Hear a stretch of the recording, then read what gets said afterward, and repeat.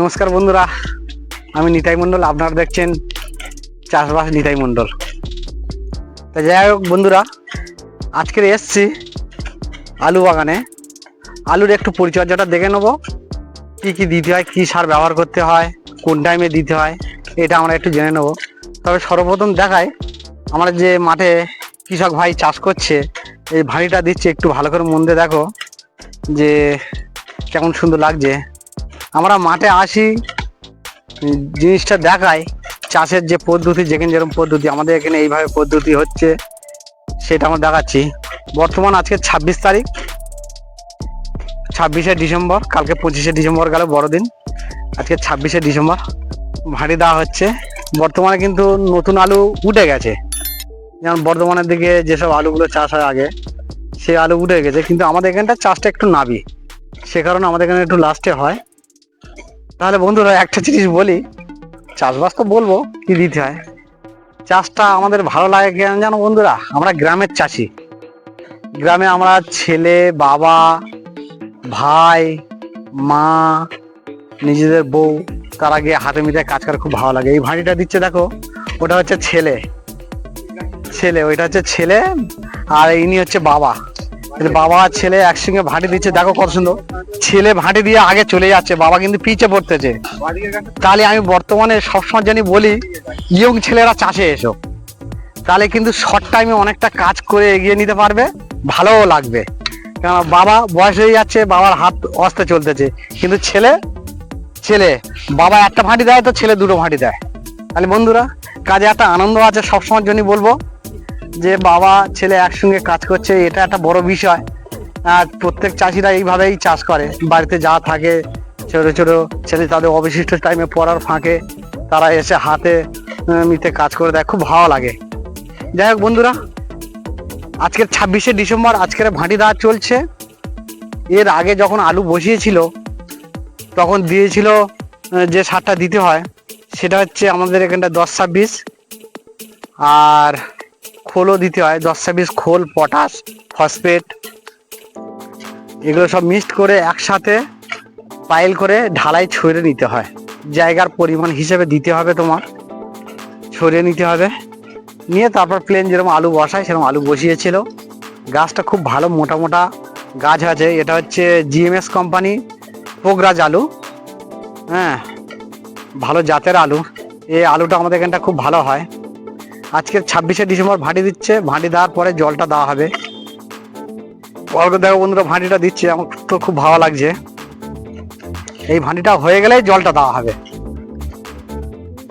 তাহলে বন্ধুদের বলবো, এই যে ভাঁটি দিচ্ছে, সার কি এখানটা আছে? সার সব দেওয়া হয়ে গেছে এই বস্তায়, দেখি বন্ধু। ও বস্তায় আছে বন্ধুদের, সারটা একটু দেখাই।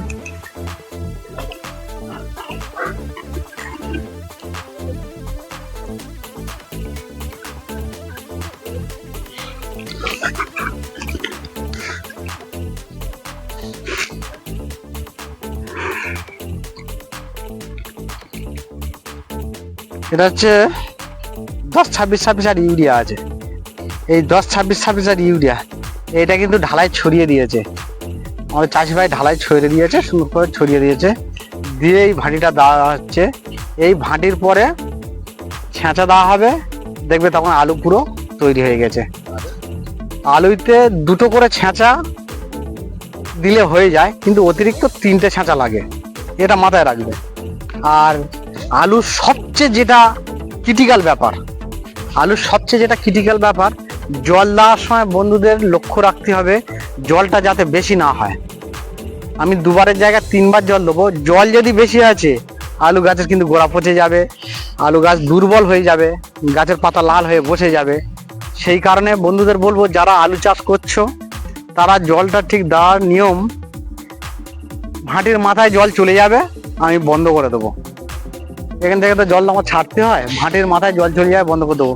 ভাঁটির মাথায় জল চলে গেছে, তখন ভাবলাম যে না রে, আর একটু চেপে উঠে যাক, উঁচু হয়ে, না উঁচু হলে জানবে যে তাহলে জলের পরিমাণটা বেড়ে গেল, আলু গাছ লাল হয়ে যাবে। সেই জন্য প্রত্যেক বন্ধুদেরকে বলবো যে জলটা ঠিক মেজারমেন্ট করতে দেবে, জলটা মেজারমেন্ট করে দেবে। আর ওষুধ 3 বার ওষুধ মারবে।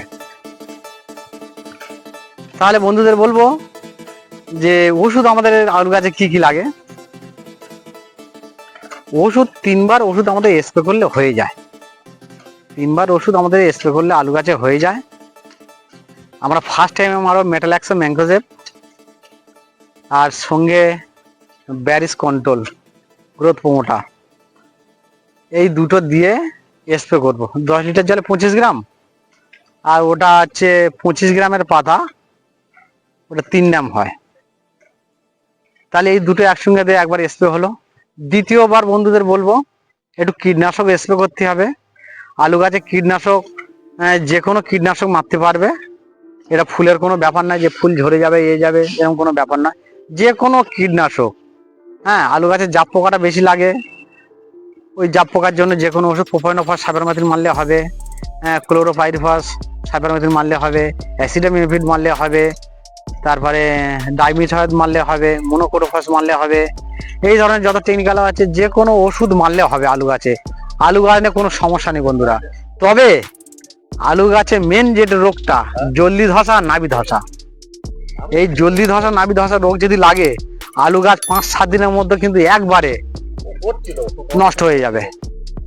সে কারণে বন্ধুদের বলবো জলদি ধসা নাবি ধসার জন্য যেটা বললাম মেটালাক্সো ম্যাঙ্কোজেব ওইটা মারছো, আরও হচ্ছে অ্যান্টাকল আছে বাইরে, সেগুলো মারতে পারবে, কার্বন ডাইজিন ম্যাঙ্কোজেব আর টেট্রাসাইক্লিন ওটাও মারতে পারবে।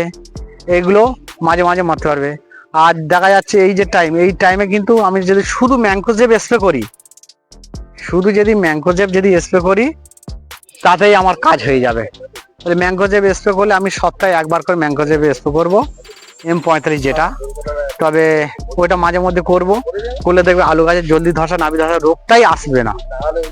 এরা বন্ধুদের মাথা রাখবে, জলদি ধসা নাবি ধসা রোগটা আলু গাছে মেন, এইটা শুধু ঠিক রাখতে পারলে আলু তোমার খুব বেটার আলু হবে। তাহলে বন্ধুরা এই রোগের জন্য এই 2-3টে পদ অবলম্বন করবে, দেখবে আলু গাছ ভালো হচ্ছে। আর আলু গাছ অ্যাকচুয়ালি যত ঠান্ডা ভালো হবে তত কিন্তু আলু ফলনটা বাড়বে।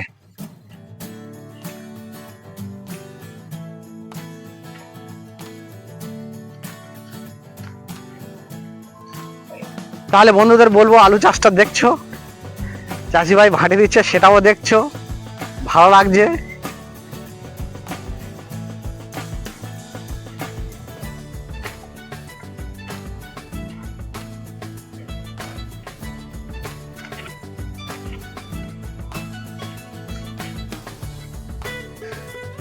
টুকটুক করে শুধু গোড়ায় মাটি দাও, টুকটুক করে শুধু গোড়ায় মাটি দাও, অন্য কোনো ব্যাপার না। টুকটুক করে মাটি দেবে যাতে আলু তো একদম ভাঁটি ভর্তি হয়ে যাবে আলু, সে কারণে ভাঁটির ভেতর থেকে যাতে আলুটা বাইরে না চলে আসে সেই কারণে ভাঁটিটা সুন্দর করে দেওয়া।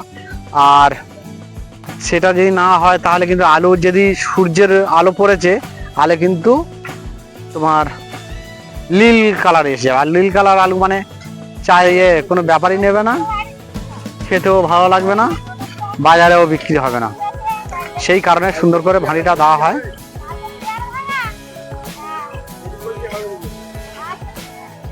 তাহলে নমস্কার বন্ধুরা, আলু চাষটা দেখলে যে কিভাবে আলু চাষ করতে হয় আর কি কি ওষুধ মারতে হয় এগুলো বলে দিলাম। খুব সহজ চাষ। বাড়িতে যদি জায়গা থাকে ছোট ছোট করে চাষ করো, নিজেদের খাওয়ার মতন চাষ করো। আরে নিজেরা চাষ করে খেলে আলু ছোট হোক না সেটাও ভালো লাগবে যে নিজে চাষ করে খাচ্ছি।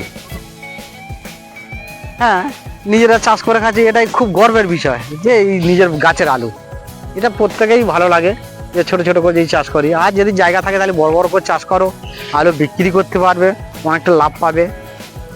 আলুটা এমন একটা, আলু আর চাল এমনই একটা মানে মানুষের মধ্যে গেঁথে গেছে যে কম দাম হলেও বাজারে নিয়ে গেলে বিক্রি হয়ে যাবে।